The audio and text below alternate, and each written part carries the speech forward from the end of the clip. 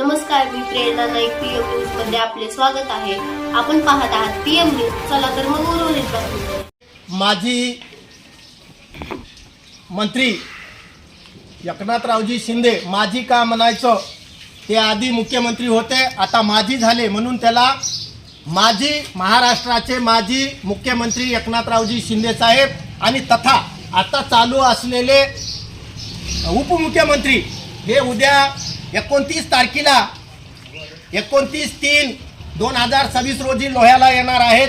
तरी आमच्या गंगनबीडवासी हे सर्व शेतकरी गंगनबीडचेच नसून पुऱ्या या महाराष्ट्रातल्या सर्व शेतकऱ्यावर असलेल्या वन्य प्राण्याचा त्रास, सन 1972ला वन्यप्राणी जीव संरक्षण कायदा, त्या कायद्याच्या अंतर्गत आमच्या शेताच्या मुळावर आलेल्या आहेत, आमच्या पिकाच्या मुळावर आलेले आहेत. म्हणून तसाच तो जसा वन्यप्राणी जीव संरक्षण कायदा आहे त्याच प्रकारचा एक पीक संरक्षण कायदा व्हावा आणि त्या कायद्याच्या अंतर्गत अगदी त्याला मंत्री दर्जाचं वन विभागाच्या जमिनीमध्ये जिथं जिथं वन विभागाची जमीन आहे त्या जमिनीवर दोन्ही सरकारनं एक पीक संरक्षण कायदा करावा आणि त्या कायद्याच्या अंतर्गत अगदी त्याला तिथं पोचावं.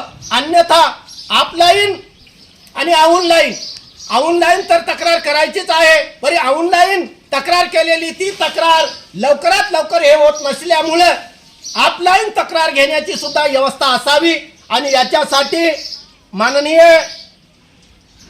उपमुख्यमंत्री एकनाथरावजी शिंदे साहेब यांना विनंती आहे, आपण इथून लोह्याहून जेव्हा तुम्ही मुंबईला जासाल त्यावेळेस तातडीची बैठक बसवून या वन्य प्राण्याच्या त्रास जो असतो शेतकऱ्याला तो थांबविण्याचे प्रयत्न करावे.